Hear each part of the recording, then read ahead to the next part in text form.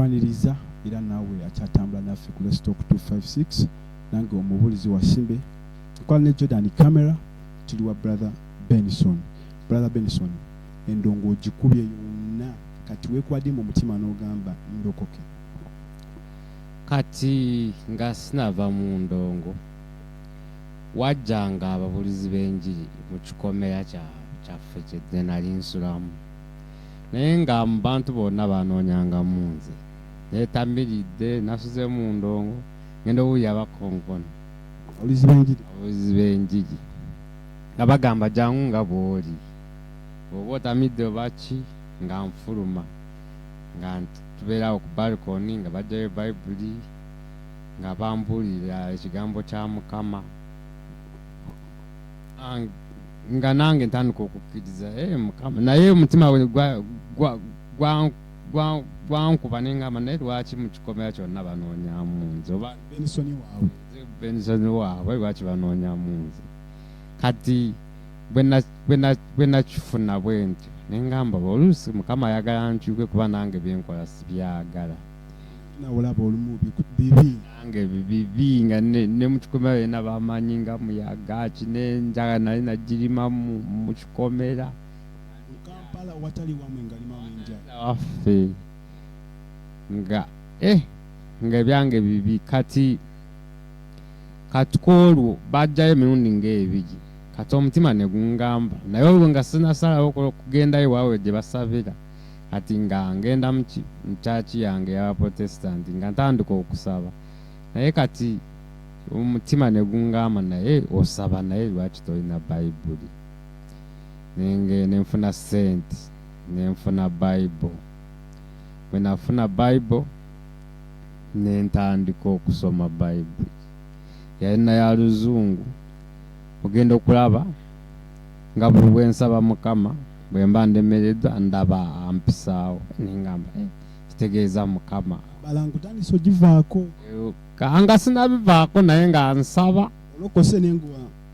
nga mbikola era nga nzirayo ku njaga yange n'akenge kange naye nga nfuna entiisa ya Katonda yakuswala kati suswala mu banno ntandise okuswala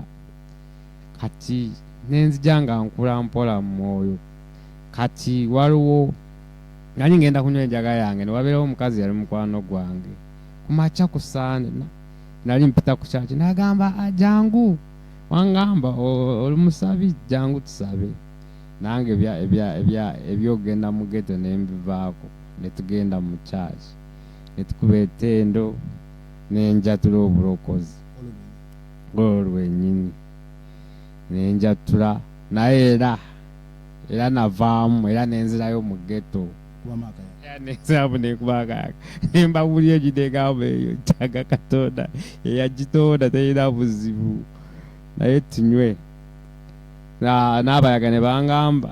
gwe tunalokokanga naawe apakobitege mulokole omutuufu gwe twagala mulokole omutuufu gwe twagala tunanywanga naawe kati obulamu bwange nenzija nga nsemberera Katonda mpola nenziramu awo era nenziramu nensesetuka nengwa kati nenzirawo era mu kayaga mwaka kyogo awo 2017 kati awo 18 awo embeera yange nekyuka emirimu netetaganyaawo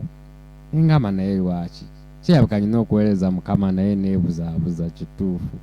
naye nga buli bwensaba ndaba wabeerawo enjawulo kati nenziramu nga tuyingira covid nenziramu era nenjatula mu covid bwe nali ndokose ate netwatula ate netuddamu kunywa sanitizer era nenziramu nengwa tuli mu covid nga tukozesa sanitizer akirizibwa katawa kawala gidekaddamu buto mulokole era nga ndi mulokole naye nga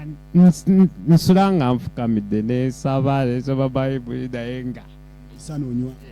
ekiro nanywangamu ekiro naye nga bwe nasoma nga bayibuli ngengamba nja kwonooneka sijja kugasa nga kinnumiriza nakati nkinoonya mu Bayibuli kyambula naye bwe najja nga ntamidde ng'omwoyo omutukuvu bwangamba nti nja kuba ekitagasa nja kunywa ng'omwenge sijja kugasa nga nkabira Mukama ne ngamba njagala kulaba ekisa kyo jako ekikolimu kino. Kati ogusembyeyo kwe kufuna Katonda nali nsula Ntebe Road, Katonda n'agamba genda Kigogwa Matuga, nali naye omukwano gwange bamuyita Saamu nga nkanika naye ngamba naye yali kyali wange nga tunywa gende twonooneke lumu nakyo nkimanyi nga sigenze nakulokoka Katonda bwate bwampa ova Entebbe ojje Ekigogwa onywere mukwano gwo Saamu mwononekere ddala ngenze okutuuka ku galaji nga Saamu yalokoka nengamba Mukama Katonda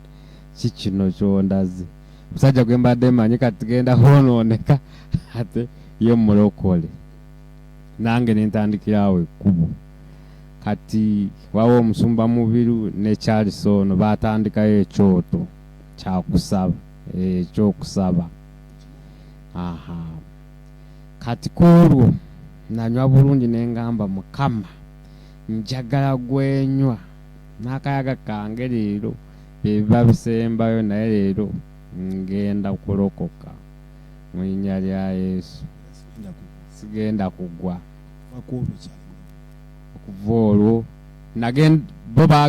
bagenda mu kyoto nze nenzija mpola emabega ng'omukozi w'ebikolobeeyo nenzija mpola. Omukwano gwange kwe kunsula n'agamba bannange sikirabanga nako omusajja ono kubanga ali mu kifo kino. Bwe nasituka nenjatula obulokozi